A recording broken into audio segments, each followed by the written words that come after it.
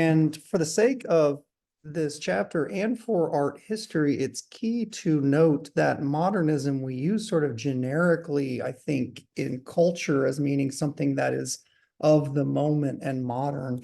But modernism in art history refers to a specific time.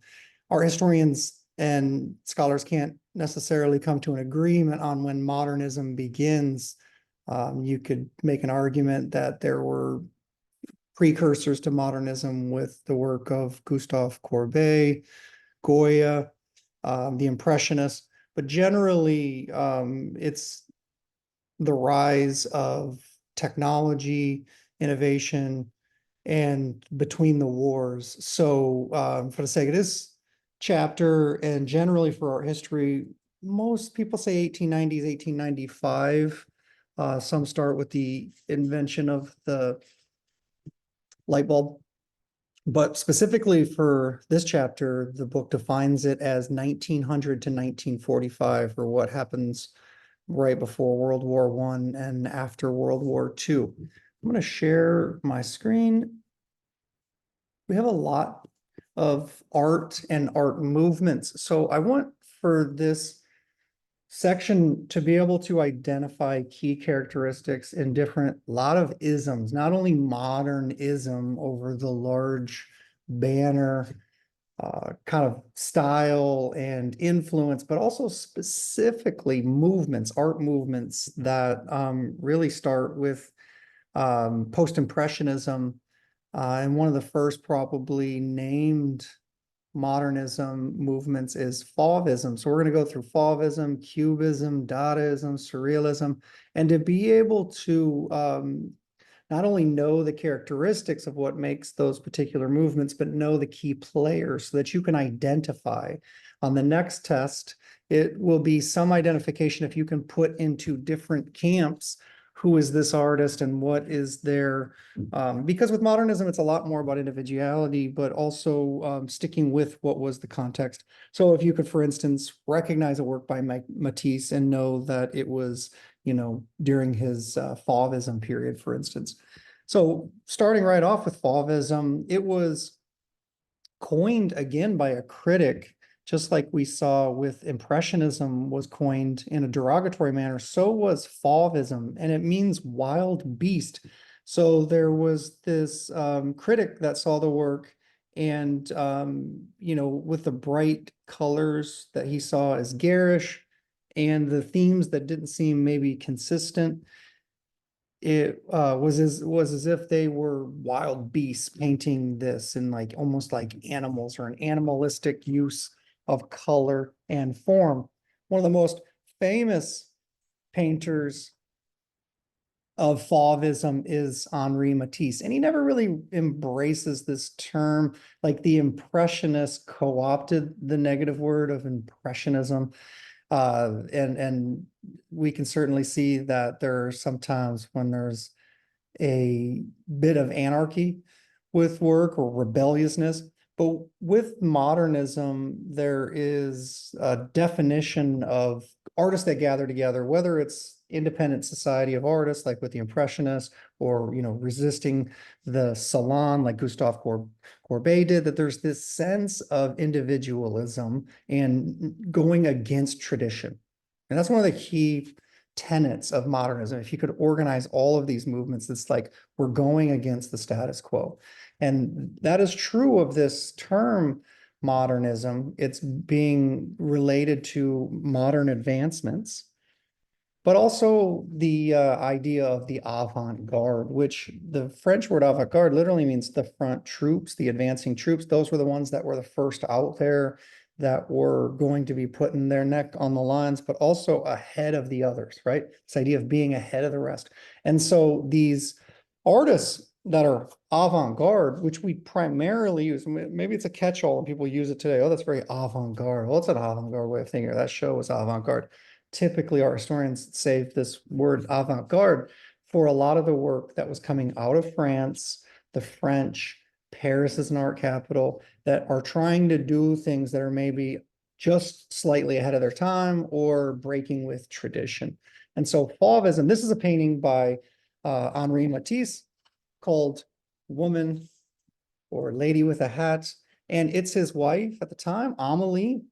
And the color, he was trying to be more symbolic, using color as symbolism. So not really following the rules of practitioners like Impressionists and Post-Impressionism, where they're using color to describe the, you know, conditions, the physical conditions of the world they're observing, and using color as pigment to kind of show us what we're seeing. Instead, it's like, here's what we're feeling. So it's much more about like expressionism. And this term expressionism even becomes popular by seeing some of the work in Paris by German other artists and others. And we'll see how really color becomes a big organizing element with a lot of these different movements that we'll look at today.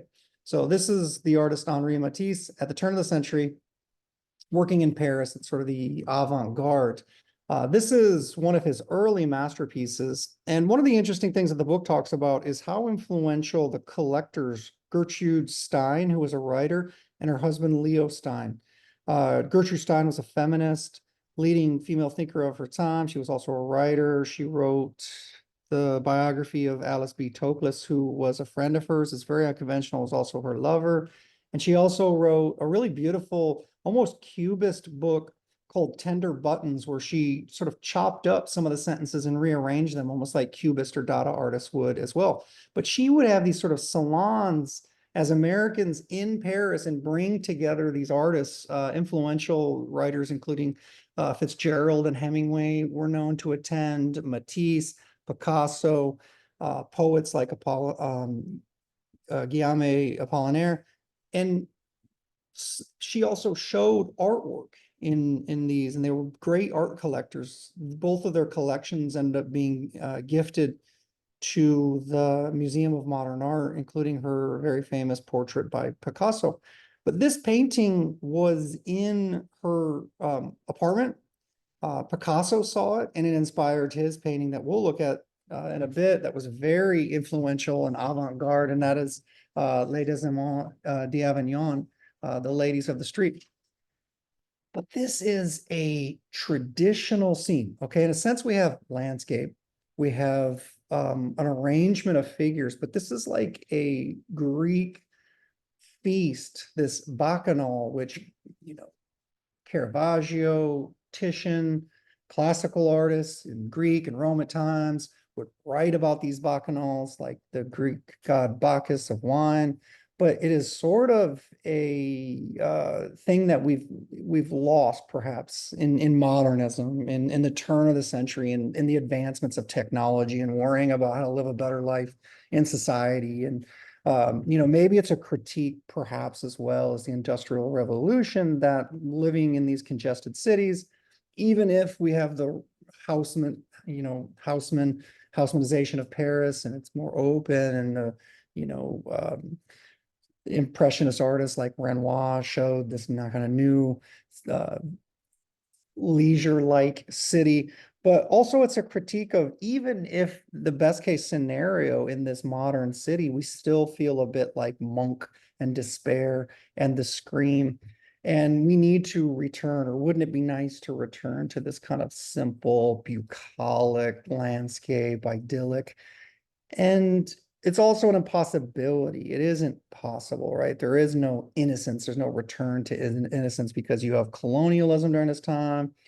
You have, you know, a kind of a saving of other cultures by this idea of colonism, and there isn't that purity. There's nowhere we can go to find this. There's women nude bathing, sunbathing, music, dancing, and this becomes a motif. This element right here becomes a motif that Matisse returns to throughout his life. But this is called Le Bonheur de Vivre, which means the joy of life.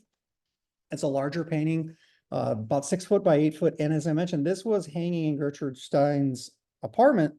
Picasso saw it, and it really inspired him. Picasso started as a very realistic painter and studied. His father was an artist and a professor in an academy. And it was said that Pablo Picasso, Spanish, of Spanish descent, and lived in Basque part of Spain, that he was so talented and so good at drawing naturalistically. At the age of 13, his dad stopped being an art professor because he was like, I can't teach. I can't teach people how to be as good, and my son's already surpassed me. There was this challenge and competition that Matisse and Picasso entered into. And I sort of think it's a bit like, and I don't mean this in a pejorative sense, but it's a sort of like a Beatles and a Rolling Stones in the 60s where it was they kept trying to one up each other and response to one another. Like his Satan's Majesties by Rolling Stones was in direct uh reaction to Sergeant Pepper's, right? Like there's different things back and forth that these two artists would do. And so when Matisse would see something by Picasso, oh, I'm gonna up my game. Picasso sees something by Matisse, oh, I'm gonna use color differently. So they're forever changed. This is a really important early painting, and I think it leads us into modernism for a couple of different ways. It's like breaking with tradition, but using still some of the conventions of painting and art history.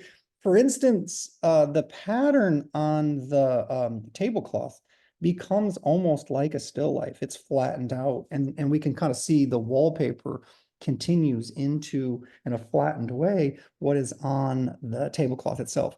And it's traditional sense that here's a still life, here's a landscape, here's a portrait, but they're in such a new way that it's hard to tell, is this a window and we're looking out into the natural world? Or like window is a the frame is a window into the real world, or is it a painting on the wall? And the painting itself is just like some of the artists that we looked at, like Manet, where the artist is definitely bringing attention to the fact that this is a painting. We're not trying to be tricked. We're not trying to trick the eye anymore into this illusionistic space. It's paint for the sake of paint.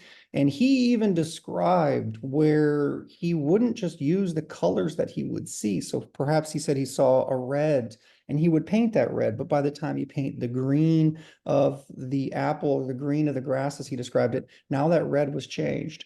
Or he would paint with the yellow. And so he finally was able to balance this painting. The wall was a different color. He kept changing it until he felt like he had a harmony. And that harmony was very much based on the red that he used. So in some ways, this is a very traditional, conventional painting. It's got a still life. It's an interior scene, portrait, as I mentioned, the landscape. But in some ways, it's very unconventional because it's stripping color from its representational figuration and naturalism, and more using color in a sense of symbolism and what the artist felt as opposed to what the artist saw. And he talks about how artists should be balancing what they feel with what they see. So this is a precursor to expressionism as well. And so expressionism loosely became a way of describing in paintings. And so I think it makes sense that it comes directly out of the results of some of the post-impressionism artists becoming very famous. By the time that Van Gogh dies, within 10 years, his paintings are known throughout the world, where he was pretty insignificant while he was alive and only sold one painting. That sort of persona of Van Gogh and who he was, being sort of avant-garde and painting what he wanted to do as opposed to feeling pressure to be a certain marketable artist, that there was this sort of struggle and balance and turmoil as an artist. And the German expressionists really picked up on that. They were really inspired by Matisse in Paris. They were inspired by Van Gogh and his legacy after passing away. This is called Street Dresden by the famous German expressionist Kirchner. And he started an art movement, he and a few others, called Die Brücke, which means the bridge. And what he saw working in Dresden, now this one is very much in the tradition of Renoir and others like Seurat, post-impressionism, of showing what's happening in the streets, Gustave Caillebotte, but it doesn't seem as friendly. It's a little more chaotic, like Munch, and we kind of feel despair. We feel disconnected. Here's a woman with her child here. This woman here maybe looks a little bit more naturalistic, but this woman seems to call up the image that we saw from Moulin Rouge of Toulouse-Lautrec with the garish colors and cut off chaotically. It's almost as if he didn't plan the composition. There's so much space in the center here where he's really just playing with color.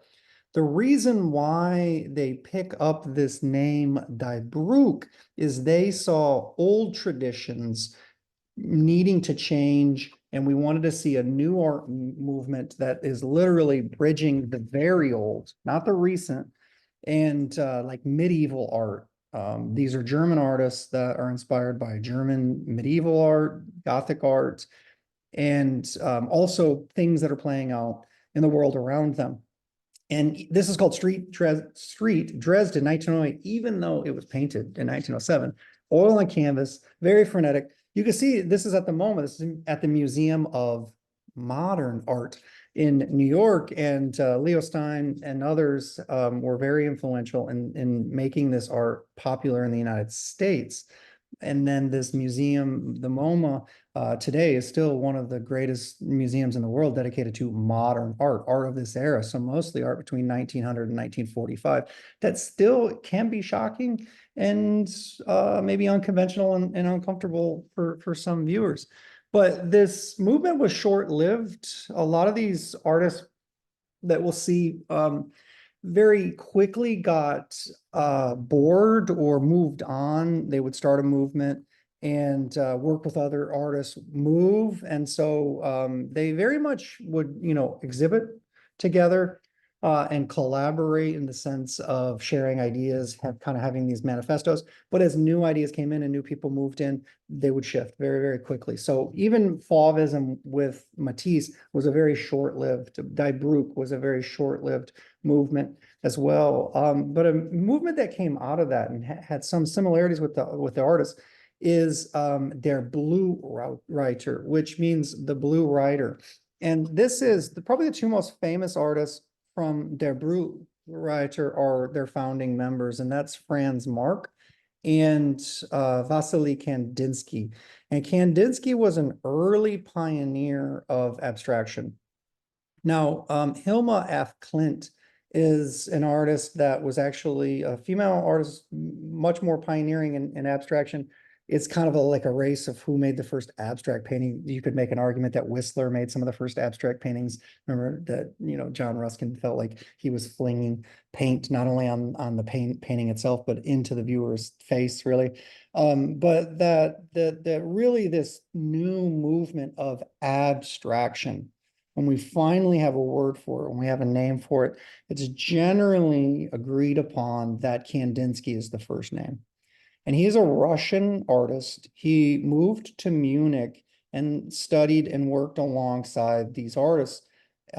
He was very much inspired by spirituality, but not just spirituality in the sense of religion, spirituality in the sense of trying to understand a higher power and connecting kind of your inner being with the way that society ran. So there's kind of like a separation of spirituality, and maybe returning to simpler times, and in particular, Russian folklore. And he saw this as a connection to music as well. Perhaps there was things expressed in music that we really couldn't put our finger on as like what they meant or what they represented, but they were moving nonetheless, and we could connect with them. We don't have to think about, oh, what does this song mean? Is it really even a song? Like you think about maybe music genre that you like, if you really enjoy it, you kind of just it just feels almost like the soundtrack to your life. You relate to it, it's relatable. You don't really oftentimes think about what it means. Or if you hear a bad song, like on Spotify or on the radio, what do? We just hit next. We don't say, is that really a song? Is that really even music? We don't think about it in terms of that. But for some reason in art, I think people get really offended by an expectation that what they're seeing is so serious and codified that it has to fit an expectation of what art is and definition. If you don't like a painting, I think it's okay. If you don't like a sculpture, it's okay. Move on, see the next one. But we can still learn to understand it, engage with it, appreciate it. Not appreciate in the sense of I like it, but appreciate it in the sense of gaining knowledge about what the artist's intentions were and being critical of, does it do what it sets out to do? And so in this case, A lot of his work was about music. Whistler had the same thing with nocturnes, and he even had some of his compositions called harmony. Kandinsky a lot of times would title his paintings of movements in music, like this one is called improvisation, which in music, improvisation is a really standard thing. So he's improvising in the canvas as well. Now, when we first look at this, might seem chaotic and abstract in the sense that it doesn't represent something. But I think the more you see, the more you look, or the more you look, the more you see, the more you understand and uncover. And we can start to see things that probably weren't intentional. Like this to me kind of looks like an egg with a yolk in the center of it. This looks like a face looking up, like with little kissy lips. But there are intentional things like a mountain here, a mountain back here, this flag-like sunset that's happening here, and two figures. And these, which are almost this like primordial, like amoeba-like shapes. So Kandinsky was inspired by some of the great thinkers scientifically of the time, of like Max Planck, Albert Einstein, and his newly published theories on electro thermodynamics and electromagnetic ideas, even his concept of E equals MC squared, something in movement. When something is acted upon, will have an equal and opposite reaction. This is the work of Kandinsky. He's describing a world that makes sense, but that we can't see. It's observable in the sense of there's a theory. Can we prove that theory with Einstein? But it's not observable in the Newtonian sense, like Sir Isaac Newton, that says physics makes sense because we can see gravity at play. We can see light at play.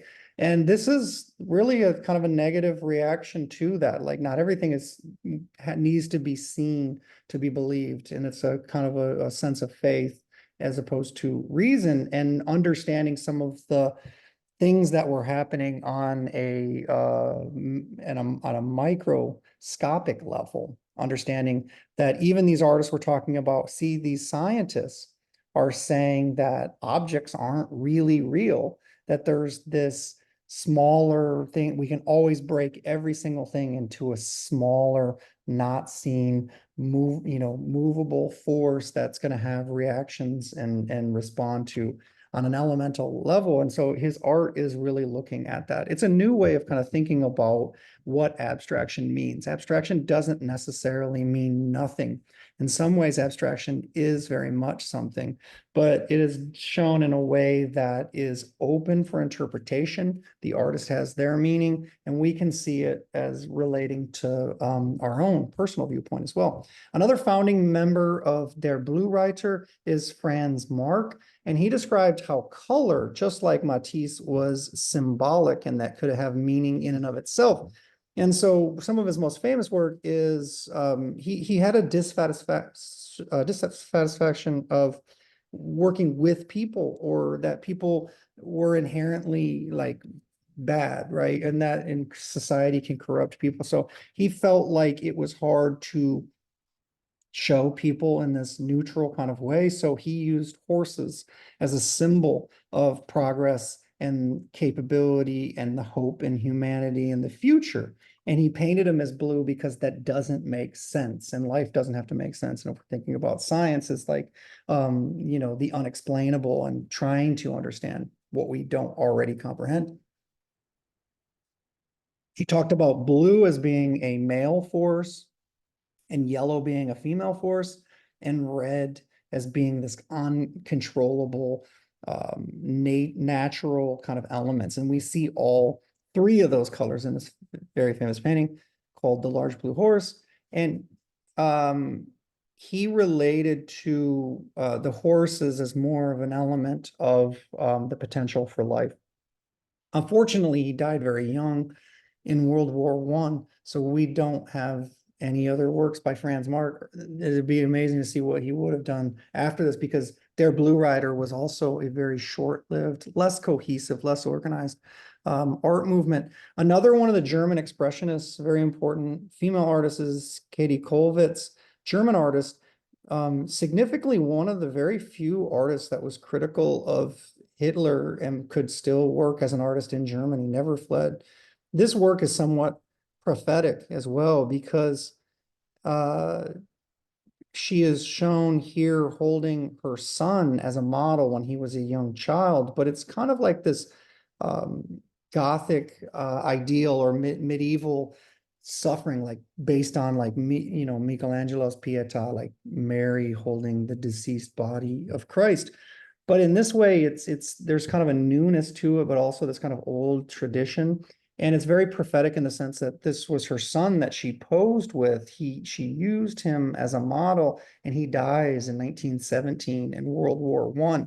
She dedicates her life to the humanity of suffering, the tragedies of war, turmoil. She was against all war, not just World War II, and she's critical of Hitler. Most German artists had to pick a side. They either, some of them jumped on board and became part of the Nazi movement, or they fled, they emigrated to the United States, England, other places, Russia, that are going to be more hospitable to their ideas and not caught up in the war.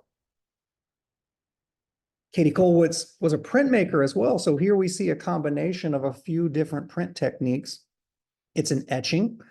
The linear aspect of this is etching. And then we also see lithography in the gold tone and some of the values that you see within the figure, where it almost feels like a charcoal drawing. And she did work very famously in charcoal as well, did a lot of self-portraits. I feel like any one of these artists could be an entire chapter, any one of these movements. So we really do kind of zoom through these. This is the very important artist Egon Schiele, and unfortunately, his life was cut very short as well. But in his time, he was very prolific, unlike the artist Franz Marc, who had a brief career before dying in World War II. He didn't produce a lot of work. Egon Schiele was very productive. He studied in Vienna with Gustav Klimt, another very famous, well-known. He was part of the Vienna secessionist movement that we'll see in the next chapter, or when we return to modernism after the war. And, he became very influential. Gustav Klimt did as a teacher. But Egon Schiele sort of saw sex as violence, and specifically STDs. His father died when he was young from an STD. He died of syphilis, and he saw the slow, kind of painful death of his dad. And so he always saw, as a result, he equated sex with violence. And his figures are distorted and pained.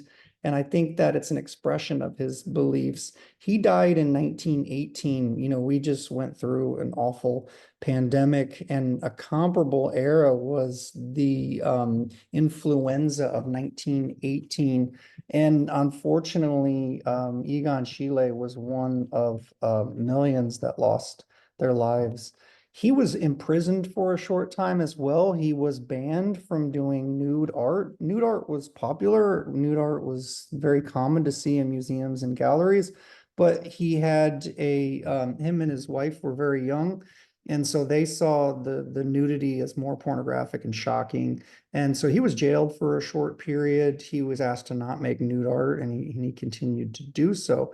In his studio in particular, was a basement, and it was kind of moldy, damp, underground. And that is probably what led, once he got the flu, to quickening his death, developing the flu, later pneumonia, and dying at a very young age. It would have been amazing to see what he created next, as he maybe perhaps his art would shift.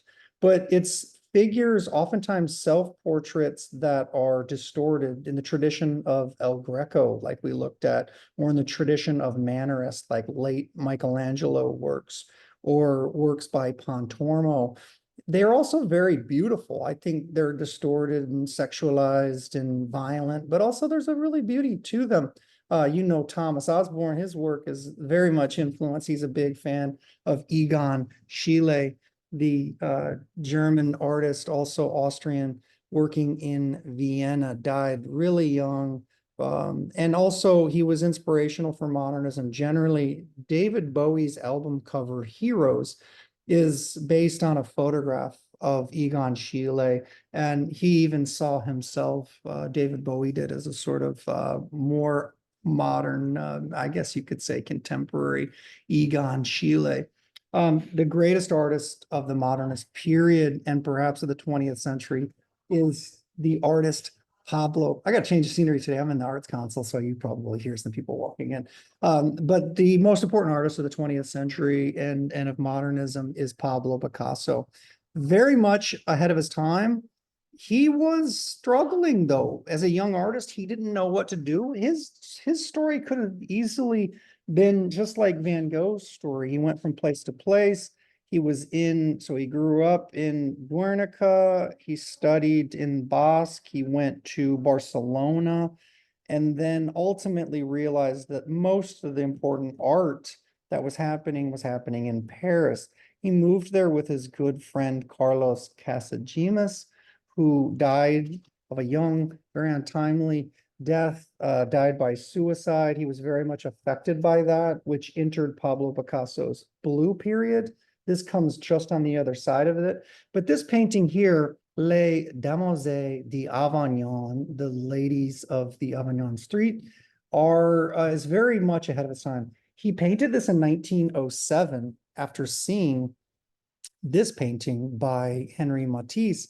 And it's also in the kind of the tradition of Picasso also saw sex with a certain skepticism. And he was very much a womanizer. I mean, it's kind of like hard not to talk about Picasso without thinking about his many mistresses, lovers, wives, exes, and some of them overlapped. And he definitely exploited women. I read this great book by Francois Gelée, and she is known as the only artist who survived Picasso. She's the only artist, she's the only female that Picasso was in a relationship for a long period of time where she left, that she broke off.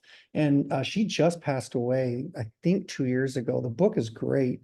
I think it's called A Life with Pablo.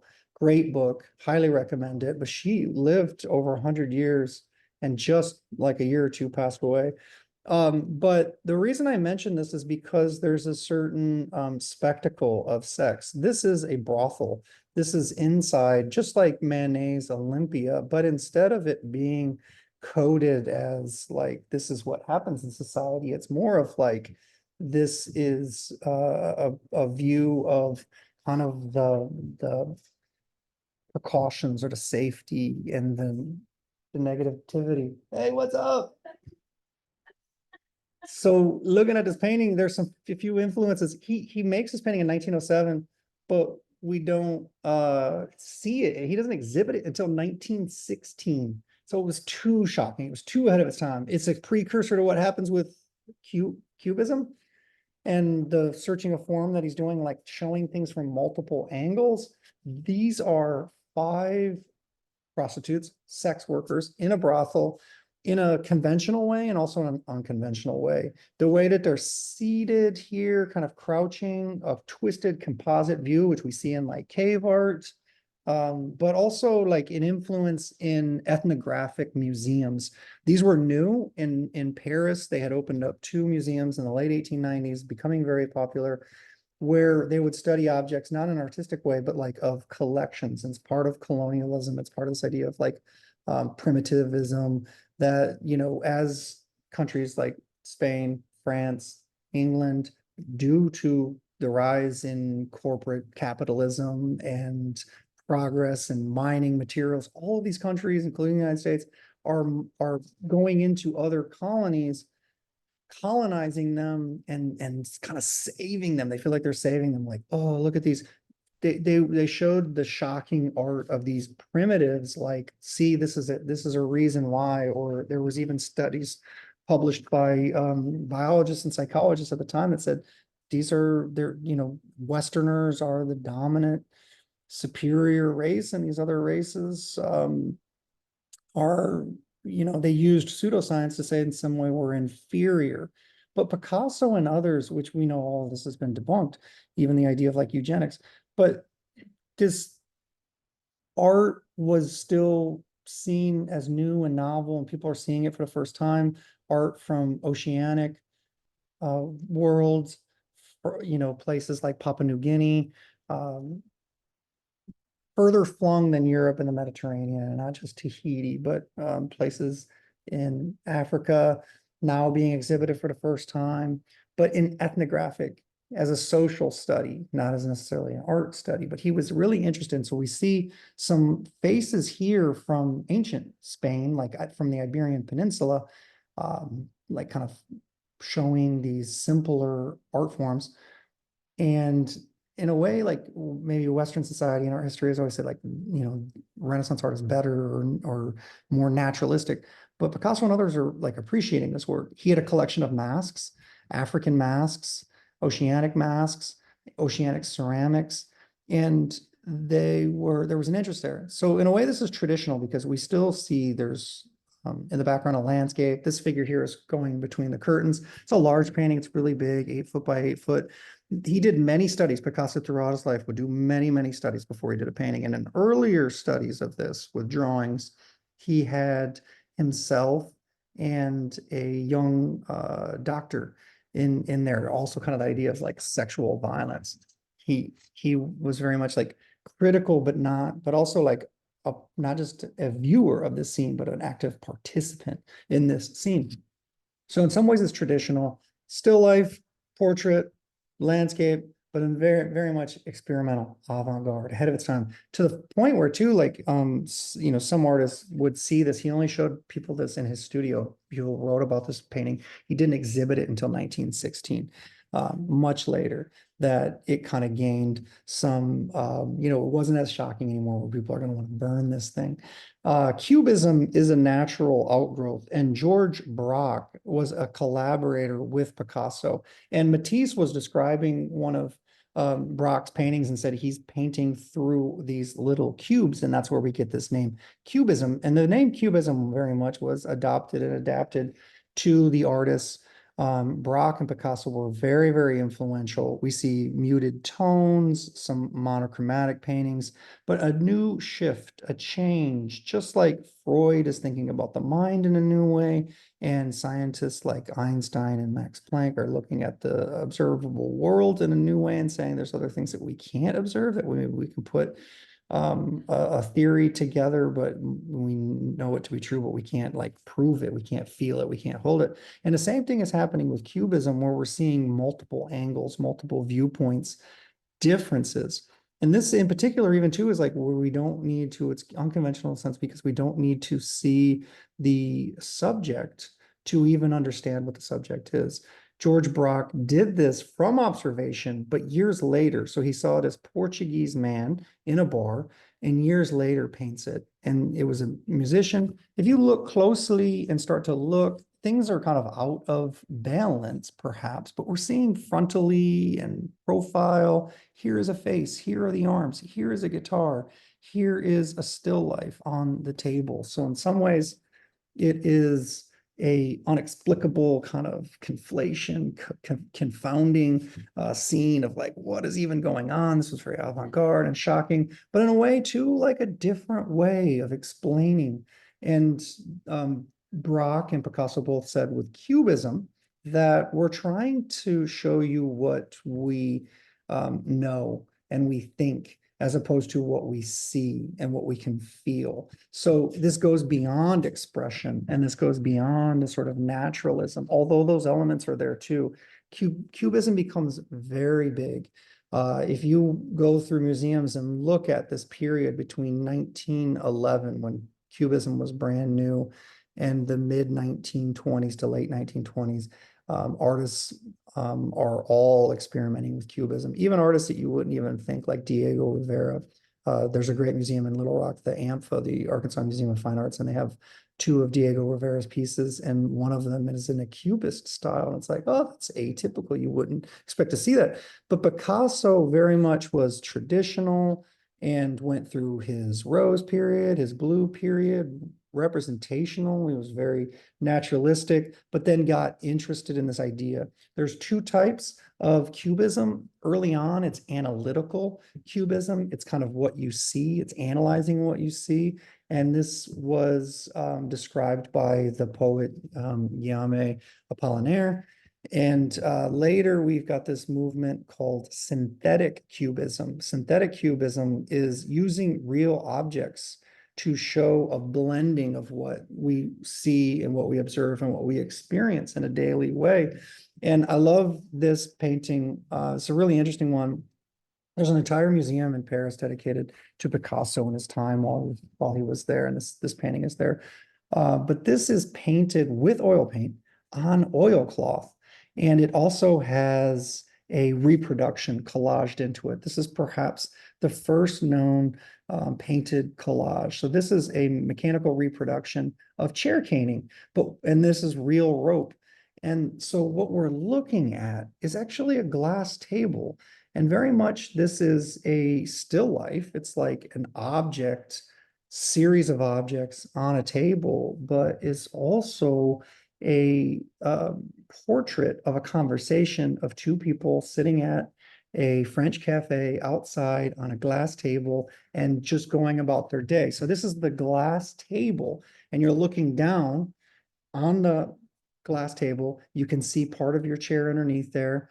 He literally put his oilcloth on there, what he had been painting with, like to wipe up on there. And the paint kind of impossibly floats over top of his chair. So is it on the chair? No, it would fall through. Is it on the glass? Is it on the painting? What is it a reference to? He's reading the journal, the newspaper of the day, and that's where we see the JOU. But it's also a play on words because jouer means to play, and of play, they were being playful with their work, to experiment, to be whimsical. And we see a lemon here being cut in half. We see glass where perhaps they're drinking tea. Maybe the lemon is going to go into the tea, a napkin, silverware here, part of the newspaper. So what at first glance looks very chaotic and abstract is real elements that we can kind of look at and uncover. We talked about Cezanne and his art of a certain sturdiness, right? An art that is permanent and solid and immovable. And in a way, Picasso is inspired by Cezanne, and especially his monochromatic color scheme, but also moving away with that solidity, permanency, but work that maybe is fluid, ephemeral, and passing. His masterpiece and the greatest painting of the 20th century, hands down, is Guernica. It's a massive painting, 11 and a half feet tall by 25 and a half feet wide. This is now in the Madrid Prado.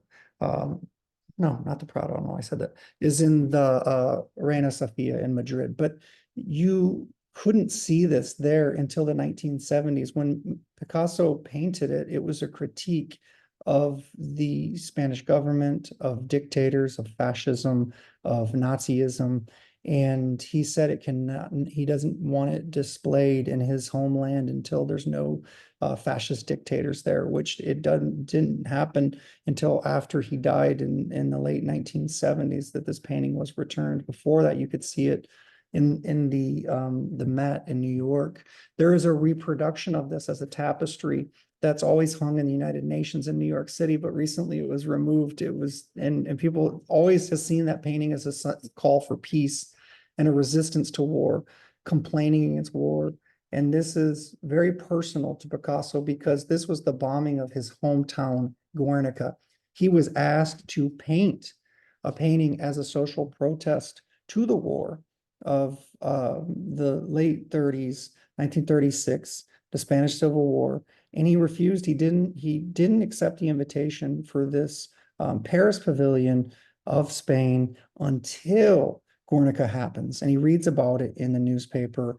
And this is his country, this is his town, and he was just shocked. And it was very personal, but he meant this to be a universal, very organized, humane look at there is no winners with war and the tragedies of war. it doesn't relate necessarily to Guernica. In a way, it's very much like Rubens' Consequences of War. Goya's Spanish, uh, 5th of May, 1808 painting. We see war, we see the bull here. He used the bull very much as a civic national pride, like because of the bull races, the running of the bulls, but also bullfights. Picasso saw himself very much as a minotaur. He likened himself to like part man, part bull all the time. He revisits this theme continually throughout his career. This painting is devoid of color as well, so it makes it more shocking. It feels like a newsreel that you could have saw at the time, or a black and white stark newspaper.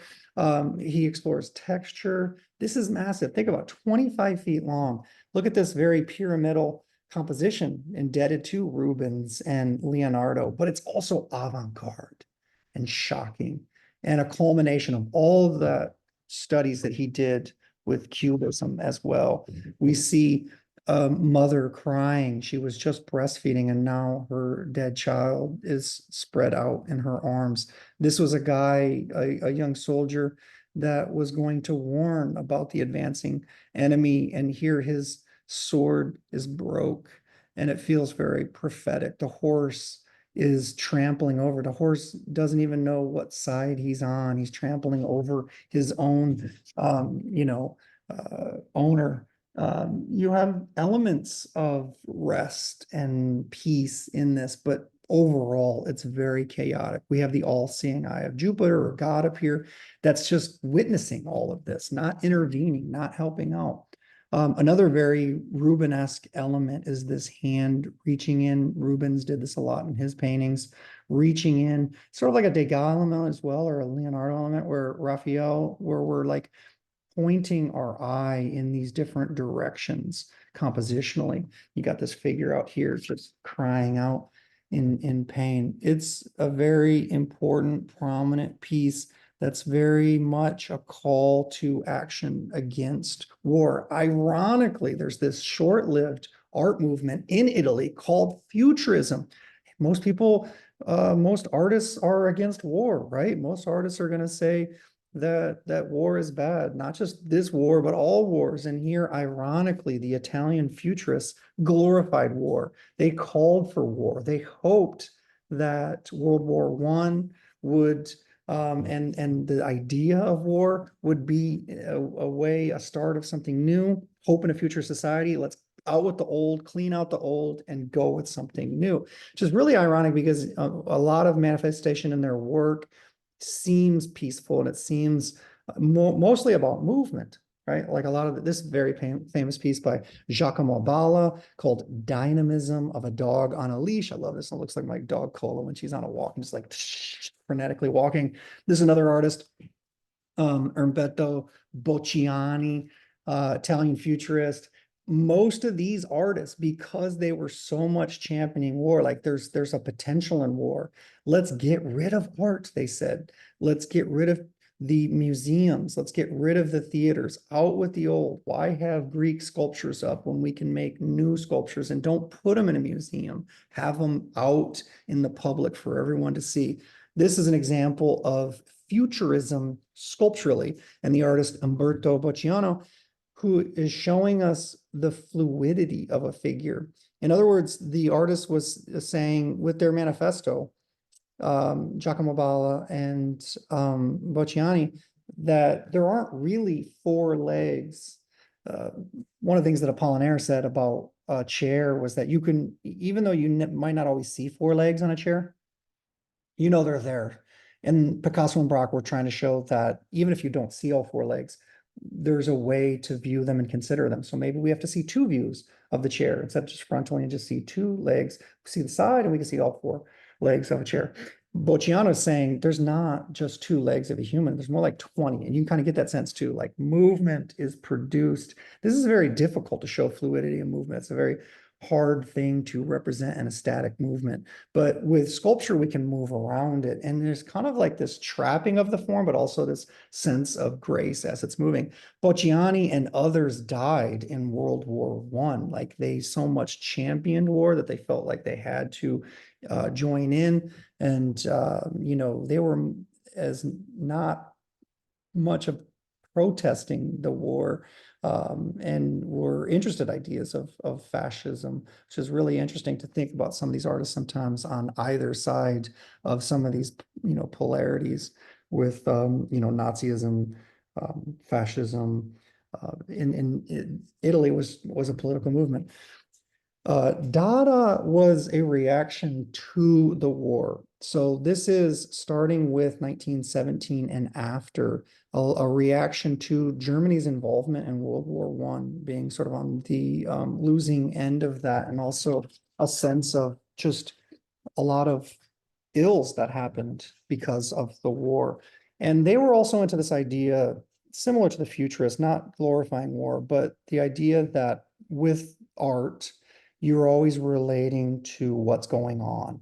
And with World War One, which was supposed to be the war to end all wars, the Great World War, there were so many advancements. The Italian futurists celebrated tanks and these new planes that are attacking, and tanks, and human solidarity with the machine. But Duchamp and others were outraged by, the 9 million people who lost their lives in Europe, and many more who became victims and became disabled. Uh, Tear gas, not tear gas, mustard gas, all these new chemical warfare too, that just were the worst possible manifestations of war, and that there was long lasting effects. They described how the landscape was scarred in a new way. War had been fought so differently because of bombing, because now we have planes, tanks. The landscape is scarred, and these artists are talking also about how the humans were scarred as well. But Dadaism was, the story goes, and it's been told different ways by different artists, so it's hard to know. It's legendary, but that they opened up a dictionary and stabbed a knife into it, and it opened up on the word Dada, which means just a rocking horse, like a kid's like hobby horse. Another artist said that it was like, the page on the dictionary was like from DA to DA, and so they were like, oh, Dada, and then they flipped to till they saw the word Dada. But the idea of art can be incidental. Art can be not just what we see, but what we work with, what we live with, everyday objects. And that art can sometimes be satirical. They were a little more playful with their ideas of poverty, like Kollwitz was very much like emotional tragedies of war. Theirs is a little bit more of like, maybe we do need to start over, but like there's kind of a level of play and of chance and randomness of life, and also in art. So this is Marcel Duchamp, probably the best known Dada artist, and his very famous fountain. He did not make this. Remember, we talked about with Manet first not getting into the salon, showing his painting, Luncheon on the Grass, in the Salon des Refugiés, and the kind of controversy that caused, and so many people went to see it, that the next time around with his painting Olympia, it did get into the salon, and people ridiculed it still, but a lot of people went to see it. Marcel Duchamp here, a lot of these artists were in art independent collective groups where they could show their own work. And so Marcel Duchamp was testing that. There was this society of independent artists, and this was their own kind of salon. And they said, you can put anything in. We're not going to judge it. We're not going to jury it. We're not going to critique it. You can put anything in. So he famously put this fountain, which is a urinal, upside down urinal, in this exhibition. And they really hated it. The people who accepted the work were like, nope, we're not going to show it because this is not art. And he's like, you said we could put anything in. Well, it has to be art. It has to be made. This is a ready-made. He didn't make this, but he signed it. And so his way of thinking was, I recognized it was art, and I'm saying it's art. I'm declaring it as art, and so you should as well. On a technicality, he signed it R. Mutt, which is a play on words. There was the R. Mott works that made the toilets, and R. Mutt also means like poor art in German. So he's playing on words, and they disqualified this piece because they're like, we don't know an artist, our mutt. He's not in our organization. So they kicked it out, but it became very famous. And this is actually a recreation. He made a replica in 1950. The original is lost. We don't know where it is, but a really interesting artist. And another one too that's perhaps a little even more playful and not as still critiquing Germany, critiquing the war, but doing so in a way that's these beautiful photo montages cut out of magazines. And this is her piece. It's nicknamed Cut with the Kitchen Knife, but it has a longer title. Cut with the Kitchen Knife, Dada through the last Weimar beer belly cultural epic of Germany. Very much a cultural critique. We see some important people like here's Einstein. There's some anti-Dada artists over here, and then there's some Dada artists in the mix. She shows herself as well. There's a self-portrait of her with a map, and the map in the background. Here's her signature, H.H. Hannah Hoch. And she is shown here in this very feministic way. She was a feminist, over top of balancing like an acrobat, this map of Europe that's showing the places in black where women can vote. And so, 1920s suffragette movement worldwide, France, Germany, England, the United States, and others are grappling with this issue of like, how do we incorporate all people in society to have decision making, not just the wealthy, not just the elite, not the ones that were born into power, but everyone. But up until that point, it was kind of assumed that we're all talking men and not women. And so there's this call for women. So there's this like this call for a revolution, but not the revolution in the sense of we have to fight a war with another country. We can fight a war within ourselves, within our society. And so what was seen as a prideful thing of Weimar, which was this very avant-garde cultural place, she's critiquing it. This is the last Weimar beer belly cultural epic of Germany. If we can't get in on the kind of the right side of history, it's going to be short-lived, this Weimar Republic, which was very hospitable culturally, not just to beer drinking and beer bellies, but to art, great thinkers, philosophies, writers were encouraged, architecture, and we'll see that as well with Bauhaus.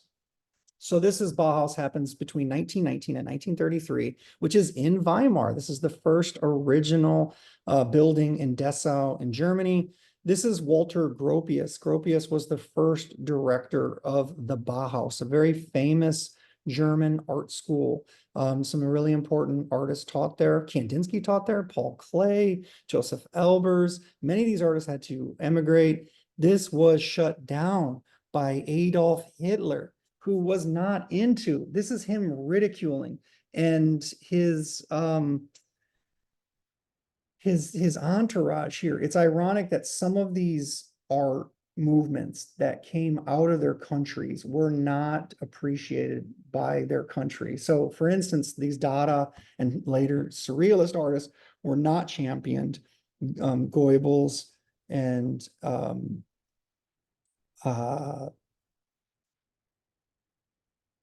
Hitler and others. It's part of the reason Hitler was so offended by this was he was in art school, but did not get into architecture school. He wasn't accepted. And it was Jewish progressives, many of them socialist leanings, communist leanings, that he very much felt threatened by and was rejected by, that later a lot of people felt like if he had only gotten in, perhaps, we would have a different outcome. You can even do a Google search of Adolf Hitler watercolors. They're pretty interesting. He was a pretty successful artist. Should he have actually got in? I don't know. But so he shut down the Bauhaus school and was very much against artists like this.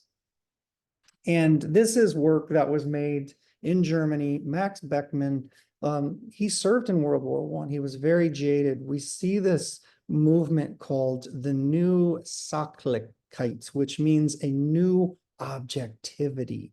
We can't champion war. We can't say that war is good. And a lot of these friends of his that came back wounded, or even just what today we would call traumatic stress post-traumatic stress disorder, PTSD, didn't have a name then, uh, was really debilitating and stopped people in their tracks. You see this man being freed from his own device, his own demise, that he tried to kill himself. And Backman had friends that had died by suicide. And here's the doctor who himself is wounded to see if he's alive. And his friend here, it's like a deposition of the cross or the elevation of the cross. We can't tell if it looks like they're hanging this dude or if they're freeing him. Some people also are facing a new reality of trying to re-enter into society. There was a massive amount of amputations, people missing limbs, not being able to work. And what does society do to these now helpless and not productive members of society? But it's our fault that they're not productive. So you even see some of the elements of these amputees that are in this room as well. Is not a pleasant scene, but neither is the aftermath of World War I. And yet World War II happens. Some of the Dada artists actually are some of the first surrealist artists. And this painting on the right by an Italian artist, Giorgio de Chirico, was one of the first artists that people associate with surrealism. And he became very popular. His work was shown in galleries to a limited Italian audience that were kind of part of the avant-garde, but his work was very popular and reproduced widely in art journals and magazines. And so artists all over the place saw his work. Artists like Salvador Dali, Max Ernst, who was a German artist who was part of World War I and wrote this book of collages based on his, the artist or the poet E. Cummings also wrote the book The Enormous Room based on his. There were so many poets like Wilfred Owen, Siegfried Sassoon that were like inspired by the tragedies of war and saying, we can't just make art. We can't just write the same ways that we used to. But Max Ernst on the left, I like this piece, but it's different from his collages. But there's an element of Dadaism, a kind of random organization of things. But why is this becoming surrealism? Because it's kind of our dreams. And he described having a dream, and then he wrote a poem on it. And one of the lines that he really liked was called "Two children are threatened by a nightingale." So here we see this kid fleeing and this other kid being absconded with by this dude here. And the fence open up that becomes this real construction, and a bird, nightingale, like the voice singer, a person singing, but also a nightingale, the bird singing. A beautiful juxtaposition. And the line itself, two children are threatened by a nightingale, are included in the painting. It's like the painting is coming out of the frame. The painting is becoming life.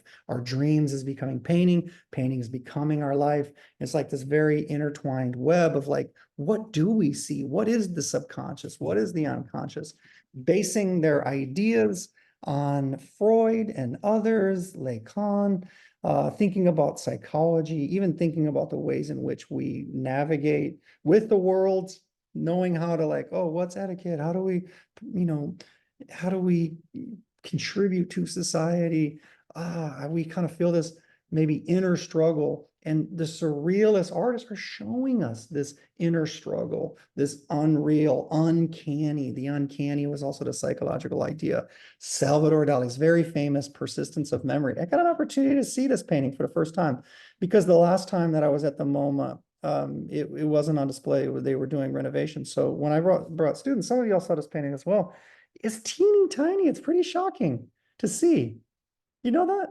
We think of like, it looks like this large, huge, expansive painting. In a way, it is supposed to be the expansion of your mind, the limitless of your mind and the potential of like what's really going on. Salvador Dali and other surrealist artists really saw the landscape as a metaphor for the mind. And yet this painting is about this big, literally. It's 9.5 inches by 1 foot and 1 inch. It's the size of your textbook. Teeny tiny. But the story goes that he held a party and there was this French cheese And Salvador Dali is Spanish, but he was living in Paris. He was rubbing shoulders with some of the most important, famous painters of the day, and very much part of the avant-garde scene. He becomes a larger than life, just mythic person too. Like he collaborated with Disney, Walt Disney on a film. He did films. He did like the big old curly mustache, as you all know. Later in life, he became very much like a celebrity for, like just who he was as an odd, eccentric character. But he had this party, and at the end of the night, he noticed this French cheese, this Camembert cheese, was so soft that it appeared like it was cheese, and at the same time, it was nothing. Because it was sort of like taking the shape of the edge of the plate. And he famously recounted like knowing immediately what he needed to do, and it was to paint this painting. And he kicked everybody out and he started immediately and he didn't stop until he finished this. I think it explains the size of the scale as well, but he built so many futuristic kind of worlds that were both like primordial before humans, but like also maybe like if humans didn't exist anymore. So it's like post-apocalyptic.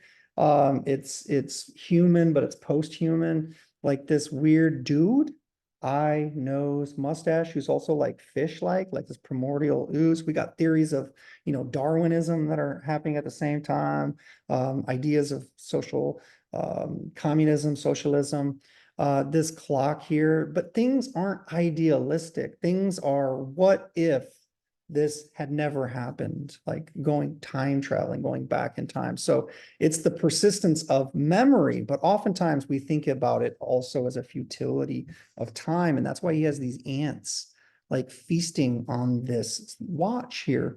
Very beautiful painting. It's very iconic, but it isn't avant-garde in the sense of it's oil paint. It's very traditional. It's representational looking. If you could imagine a clock that's melted, this looks exactly like what you would picture. Or if a dude like, is trying to in some way like evolve or devolve, like, okay, that's believable. It looks real, but it's so unreal. It's the uncanny. It's what these weird associations our mind has. Another very interesting artist is the Belgian surrealist artist, was also French speaking, is Rene Magritte. And this is his very famous image called, a lot of people call it, This Is Not a Pipe, but it's known as the perfidy of images, or the nickname, the treachery of images. This idea that a painting really isn't anything. It's paint on canvas, and the line at the bottom, "Ceci n'est pas une pipe," is meaning like this is not a pipe. What? It really is. But what is not a pipe? The phrase isn't a pipe, or the painting of the pipe isn't a pipe. And it's kind of the duality of, yes, objects have meaning, but oftentimes they have baggage, that we have associations. So maybe I look at this painting and I think of, smelling a pipe. That, when I was younger, my uncle smoked a pipe and I always associated him with that pipe. This is an experience that could be different for everybody. Or maybe someone sees this and say, oh, Dr. Geary walks around with a pipe in his hand with nothing in it. This kind of looks like that. Maybe that triggers that association. Or maybe you smoke, or maybe you never would, or you have a revulsion to it. Or maybe this looks very specifically like a 1920s pipe and no one would smoke this anymore, so it's very dated. But at any rate, it is all very much tailored to our own personal experience as a viewer. And Magritte is reminding us that it's just like language, and semiotics is being developed at the time, like thinkers like Derrida and others, of saying like there isn't even an author, the death of the author, right? That we're not authors aren't writing the book, we're writing the book. We can probably recall this concept too, because have you ever watched a movie again as an adult that you watched as a kid, and it's like, whoa, I didn't realize that was even happening. It seems now like a different movie. The movie didn't change. The book you reread didn't change. You changed. So the concepts in it now are new to you. Or maybe you missed a joke, like it went over your head as a kid and it was very much like adult humor. Now you understand it. This is not a pipe. This is not a fixed, constant, continual thing. Any way we edit a text, any way we read it, is going to be changing, and in a way, we're becoming the author. I love this piece by Merritt Oppenheim, a very important female artist that was part of Surrealism and also Dadaism, and she was friends with Picasso, and she was looking at a teacup while her and Picasso were having a meal, and Picasso had mentioned that, your art sometimes is as nonsensical as if I told you this teacup were fur. And she loved that idea. So she called this object Les Déjeuners en Fourrure. So it's this daily object covered in fur, and it reveals kind of the absurdity of art in a way. Like even Picasso bringing attention to the fact that art can be futile for people to understand or get. Or imagine, like, in a way, this is very beautiful. Fur is beautiful, and a teacup is beautiful. But like, if we tried to drink this, it would be very like, we won't want to drink tea out of this. It'd be very disgusting. So there's like an attraction, an appealing element, but also a repulsive element as well. I mentioned how the Bauhaus was very important. Paul Klee was one of the early teachers in that movement, and he liked art that was very much indebted to drawing. He studied artists that were working in insane asylums and also children's art. He liked the kind of the privacy and the naivety of it, where Hitler derailed artists, and he even stole paintings from museums like Van Gogh and would burn them, or he would sell them to try to raise money for like tanks and stuff. He very much ridiculed even this exhibition. He had this great German exhibition in 1937. Here's one of the painters, Adolf Ziegler, that's with him. It's shown right there, that were good German artists, because they were doing like realism and like showing blonde, men and women with blue eyes and the future of Germany, the landscape, and how amazing it was. And yet there were these artists that were, he was saying, painting like they were in a mental institution. They were degenerates. And he called this exhibition the Great Degenerate Exhibition, the Entarte Kunst. And the name translates to what you might imagine of someone that's mentally disabled or handicapped. And what's ironic is, similar to the Salon and the Salon des Refugiés, when you have the government that officially champions one art and says, this is the good stuff and this is the bad stuff, don't see this, this is ridiculous, this is awful, what do you think happened? When the work was unveiled in the 1936 Great German Art of the Great German Hall, this big, huge exhibition, crickets. Thousands of people went. But the Entarte Kunst exhibition, this exhibition of degenerate artists that they confiscated, many of these works were destroyed afterwards. Works by Egon Schiele, works by Modigliani, Picasso, Van Gogh were destroyed afterwards, or we don't know where they wound up. They even graffitied on the wall. Look at the Dada artists. Oh, aren't they sick? It says on the wall. George Gross is one of the artists they ridicule, who was complaining about the tragedies of World War I. They're like, hey, get on board. You're either German or you're not.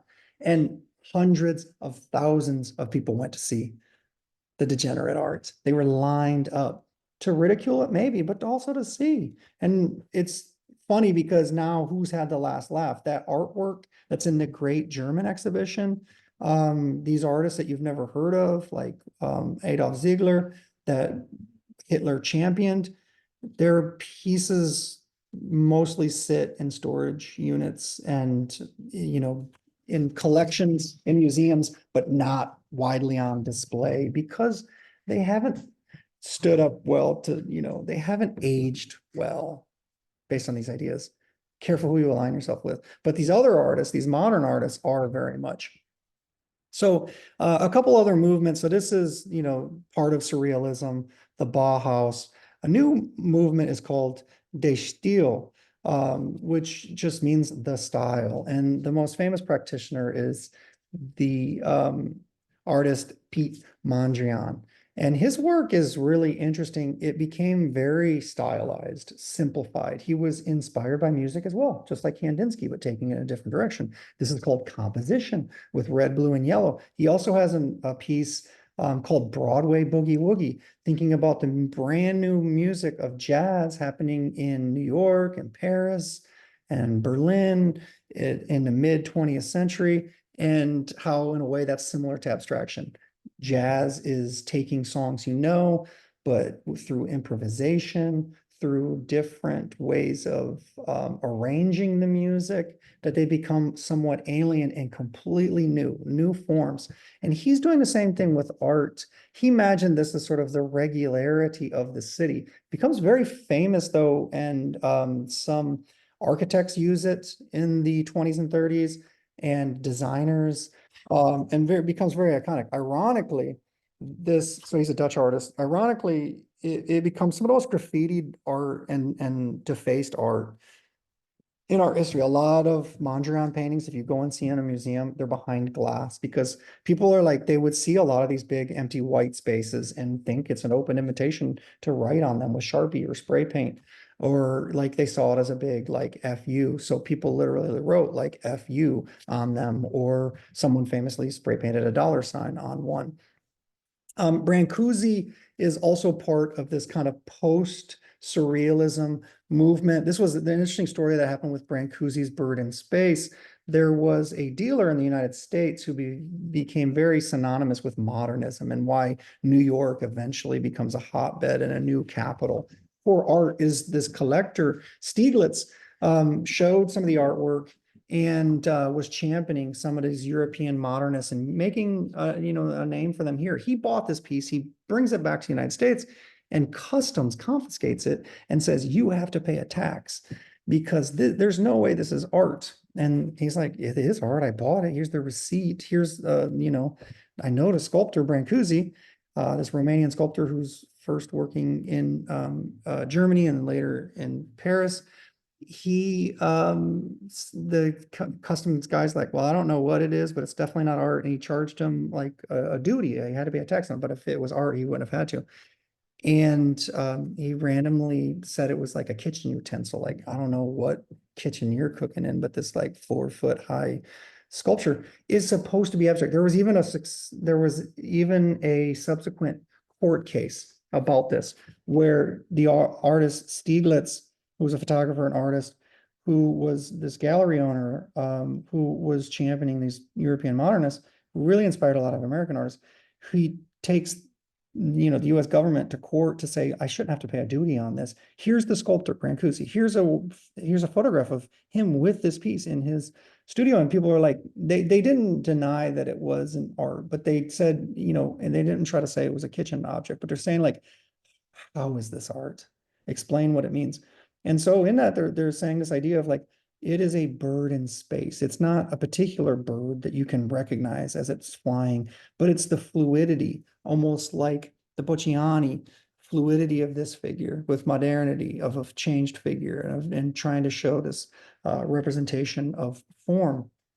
And this inspired some of the sculptors of its time. This is, there's Sir Isaac Newton or Sir Elton John. This is Dame Barbara Hepworth. So she became knighted in the female way. You become a dame, male becomes Sir. British female important artist inspired by surrealism and making work that is very expressive. She worked very famously on the beach. She would oftentimes be casting or carving on the beach. She had an open air studio, and she described creating these objects that would have a void through them. And a lot of her work famously would have these voids, which are very difficult to do if you carve. This is plaster cast, but she also did the stone, wood, and marble to create an object that in a way was permeable, but also impenetrable at the same time. So if you think of like porosity of an object that we could see into a space before we're into it, this is a way that we can understand maybe how this object is made. And yet, on the other hand, it is so unrealistic. A lot of her forms are also like womb-like or bird-like or egg-like as well in her work.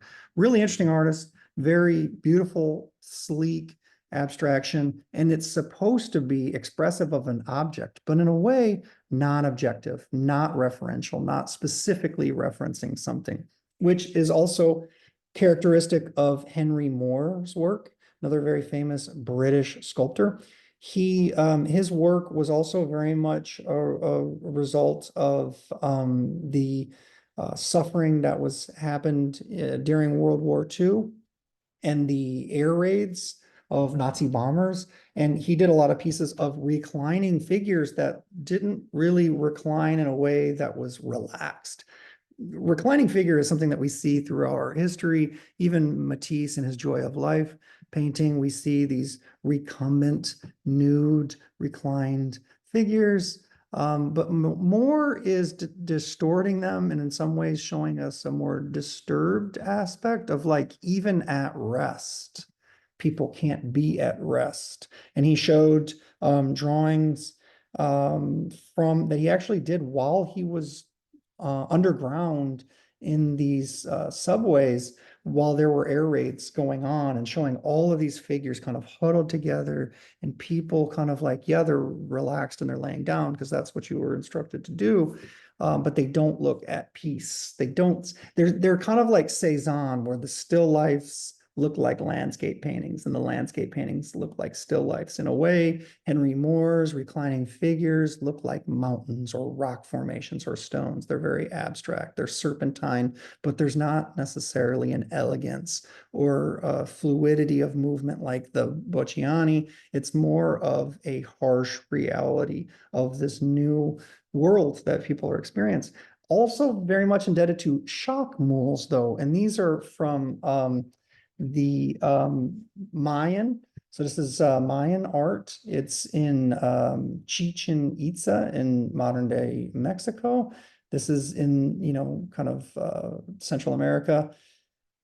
And these were funerary votive figures that people would leave an offering on, like a votive candle or a cup as a libation to the gods at these very famous step pyramids in Chichen Itza. So he's looking at shock mules. He's looking just like Picasso did at more ancient, what people consider primitive and less than us, subservient to us. Looking at them as like, no, beautiful, elegant art forms that there is something there to kind of see a future of, even though it's in the past. I talked about the Bauhaus and how influential that was.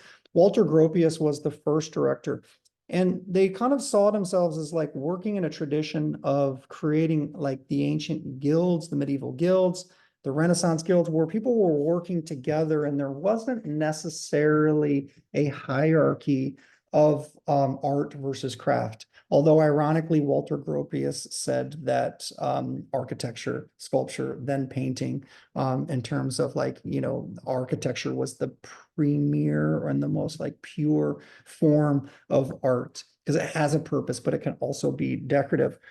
This today we see as very like modern, right? When we think of modernism, this looks like a modern building, which becomes very, in a way, clinical and anonymous.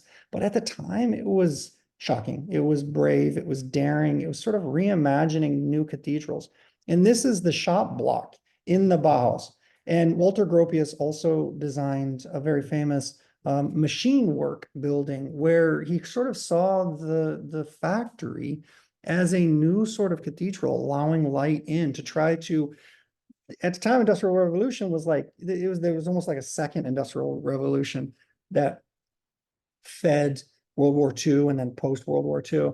But there was like a negativity in working in a factory that a lot of times they were dark, they were dreary, they were put into spaces that weren't really conducive to making things. And so he wanted more light to come in. He wanted it to be a reflection of the activity that took place in. Bauhaus literally means school of building, really like a school of house, Bauhaus. And so they taught the fundamentals, they taught the foundations.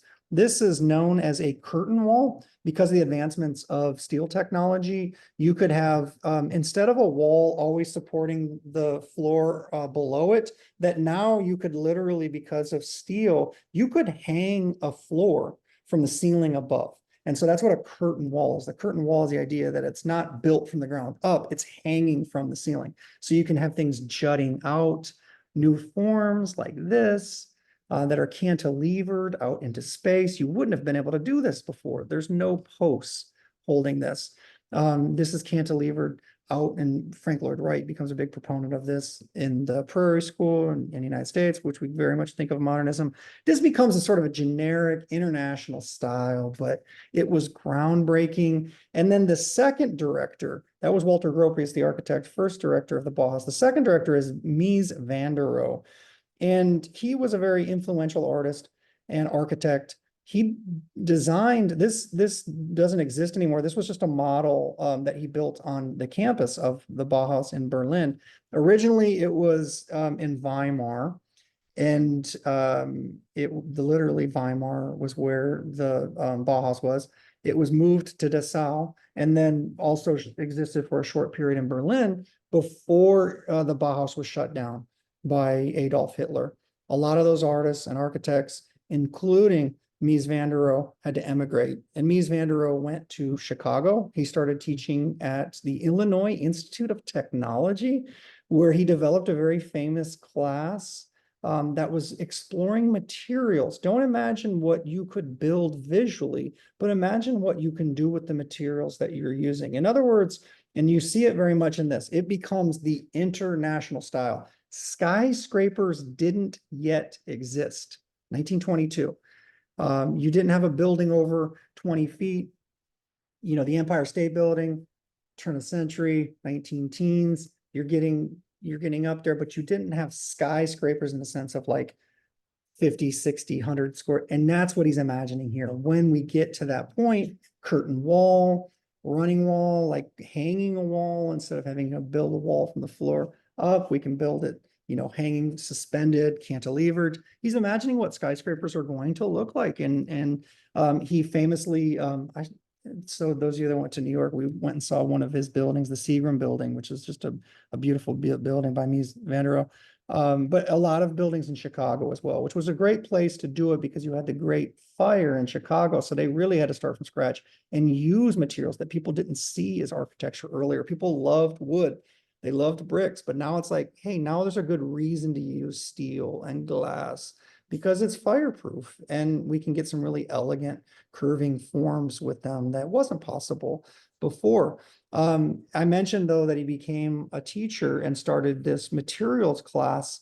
One of my former students, Spencer Goff, who graduated Lyon College as an art student in 2017, went on to go to architecture school, and he went to the Illinois Institute of Technology in Chicago. He studied in Crown Hall, which, do yourself a favor, Google Crown Hall. And he, Mies van der Rohe, designed that building, and he took the class that Mies van der Rohe, who is long since deceased, started materials. He took that class. And he got an opportunity to teach as well. He's now an architect living in Chicago. He's about to move to Denver, Colorado, though. But just goes to show you, like, full circle, some of these artists and how they impact us today, even though we might not see a direct connection, or we say, oh, that's art history. No, just like, Emily is right now in Rome, and she's looking at Michelangelo and she's drawing Michelangelo, and someone walks by and sees her work and it's like, you're the new Michelangelo. It's like, we're learning, we're in conversation with art history. It's not this dead thing. One of his most famous buildings inspired the architect Le Corbusier. I mentioned that Crown Hall. His buildings he put up on pilatus or stilts or poles, so we could have these bigger open spaces. And Le Corbusier is this artist, an architect, French, who later also had to leave his country. He worked in England for a while, because there was the Nazis were occupying France. But Le Corbusier drew first this building for a family, and then they didn't want it. He got to make it for someone else and showed them a model, and they loved it. He kind of made some adaptations, but this is a lot of his manifesto, where it's like, his theories of what architecture should be, could be. And so we see open space. Like this is like really like people talk about like open concept on Magnolia. This is where it comes from, 1920s, way ahead of its time, very modern looking in the sense of like this could be built today and it would still feel modern or in a way like ahead of its time. In 1929, all the living happened on the second floor. This was a garage for the first floor. Like, think about it. Cars, automobiles were brand new. This is where they could park. And the garage itself was very like awesome and really, really cool looking.